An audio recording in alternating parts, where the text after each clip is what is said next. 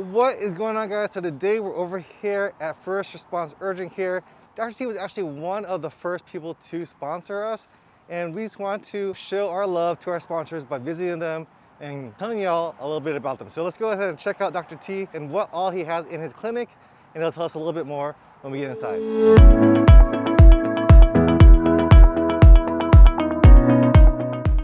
I'm Dr. T. Nguyen with First Response Urgent Care. I grew up from here, and so I came back here, have a medical facility where anyone can use me. And I just saw my classmate a while ago, so that's what I like to do. I mean, I see my friend, classmates, principals been here too, teachers, lots of them, and that's what I enjoy doing. And this is a medical facility where you walk in. It opens 12 hours a day, 8 to 8. Anytime you need a doctor, medical issues, you walk in and we take care of it.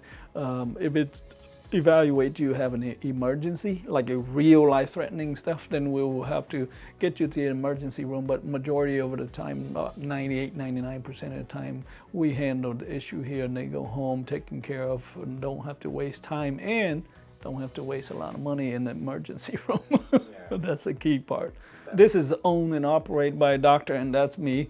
I have two other doctors. There's a nurse practitioner that work on whenever we don't have the coverage of the doctor. But at any time when you have a nurse practitioner on, they actually have access to me around the whole shift. So they can text, they can call, discuss with me, asking questions or whatever, and I would lead them to what to do and all that stuff. So at any time that you don't see a doctor here, you know that I'm behind this, and if they need to call me for any reason, and they always do that.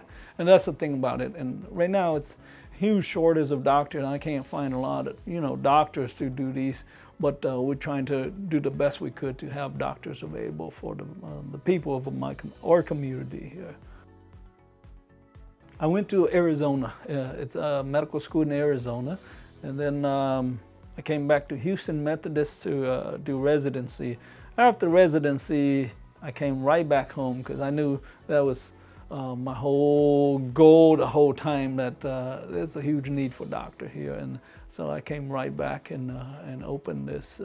And I've been very happy with patients, the people, and the community and all that. We're taking care of the community anyway, so it's not anything business, but more importantly, taking care of our own people, and that's very important. And at the same time, I'm actively recruiting or looking for the other doctors who graduate from here and somewhere else. I'm trying to get them come back too.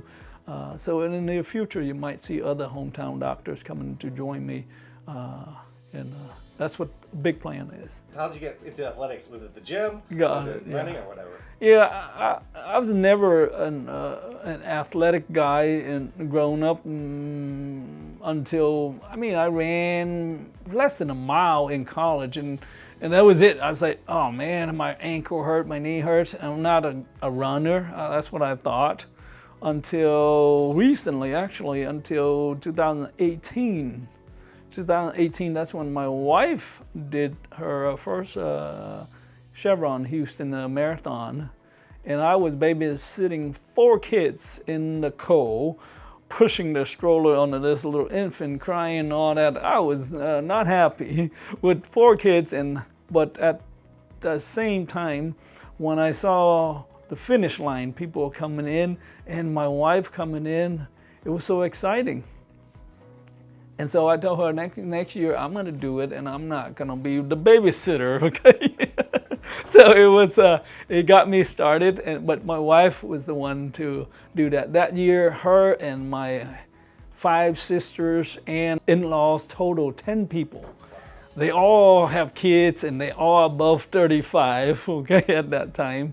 And they made a pact that they're going to run the Houston Marathon. They did it, and that inspired me, and so that's where I started running. That was the end of 2019 is when I started to train, run a couple mile, and hey, it's not bad. I can run more than a mile, like how I used to think. And then I pick up from there and do small races like 5K, 10K, and then move up to 10 miler, and then finally half marathon. And then 2020, I ran the Houston Marathon just before the pandemic shut down. And then after that, it was just nothing else. Yeah. And I'm happy to be back doing a lot of running and all that. It's not just so much of a running, but it's more of a stress relieving activity for me, given that lots of stress, not just being a doctor, seeing patients, but during the pandemic, it's a lot of heartbreak when I saw a lot of patients sick, and we lost patients and all that too. And that's then I got into the running and other activity to get my mind off, and that's the way I relieve my stress and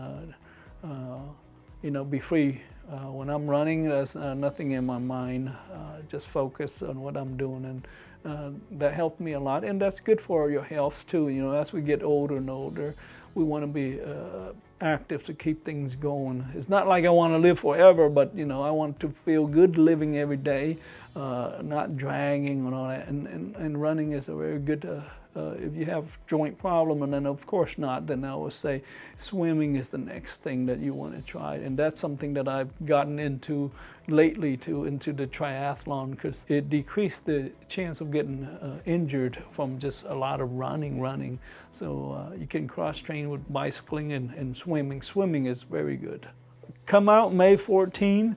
I'll be there, my whole family. You see my kids and lots of the familiar faces of the community, and we're going to have a great time, have fun with the inaugural race there, and hopefully we'll continue to do this every year, or more so every year, so we have something to do as a community.